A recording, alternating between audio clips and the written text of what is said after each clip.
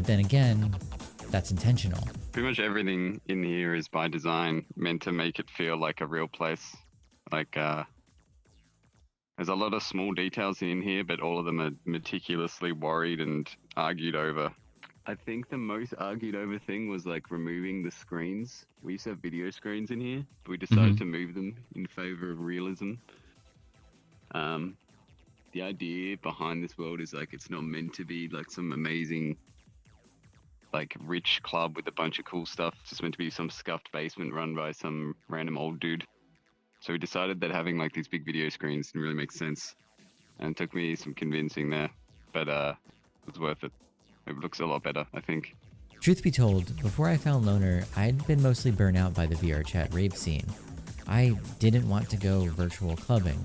I wanted to have my mind blown by the sort of music you hear for the first time in someone's dank, shitty basement. I don't want it to seem like I'm saying other venues in VR chat are bad. They aren't. But Loner gave me something that was missing. Loner feels like it's engineered top to bottom for music lovers.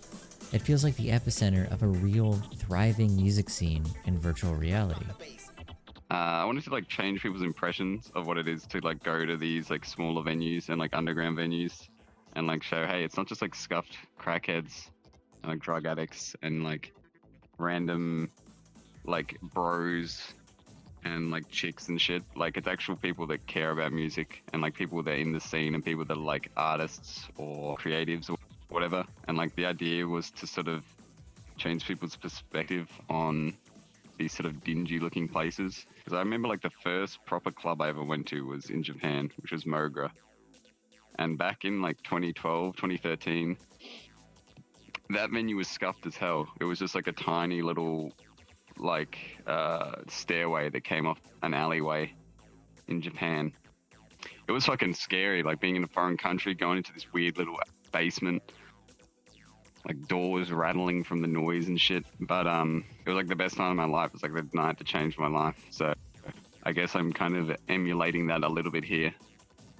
I wanted to break people's perspectives. Like you don't just have to go to these big, huge shows with like crazy light shows and visuals, or big festivals. Like there's really cool experiences you can have in like little venues and just meet cool people, make friendships, stuff like that.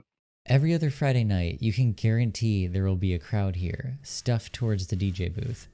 Eliminate, Tynan, Protostar, all of them have played here. Porter Robinson even attended an event and spoke about his experiences in Edge magazine. Yet while the big names are likely to grab the most attention from the outside, more local VR chat DJs and producers draw crowds too. And when I say local, I don't just mean local to the metaverse. Loner started as a Melbourne-based collective, and many of their crew can be found performing in VR. Loner's collective experience as real-life promoters allows them to tag some bigger names to perform here. It also ensures that the world they've created will always feel like a virtual version of an event they'd put on IRL. Everything here, the world, who plays, and even the rules, or lack of them, have all had a ton of thought put into them. It's all designed to create a very specific experience. Yet despite the big names, despite the underground feel, despite the grunginess of it all, it's welcoming. It's open. I think the idea especially is that these kind of clubs in real life are like the OG safe spaces, right? It's like where all like they don't need to be advertised as safe spaces. They don't have to be like, oh look, come to the community safe space thing. Like they just are, and then like you actually get more interesting people going to them because they go to them because they're an interesting place to go to where they can be who they want to be, instead of just like, oh, I can go here and no one's gonna bully me sort of thing. Like I don't know, it's I just like that it I don't know, it just reminds me a lot of like my early clubbing days where I used to go to this place called Hell in Melbourne, which was like a sister club event to an event called Heaven in LA.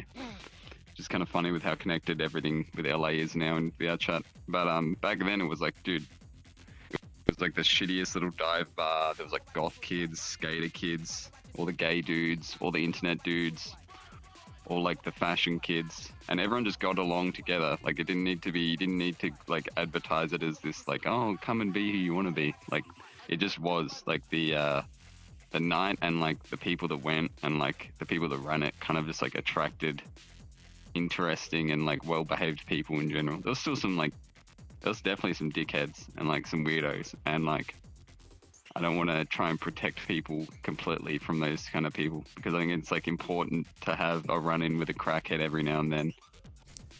Helps you mature as a person, I would say.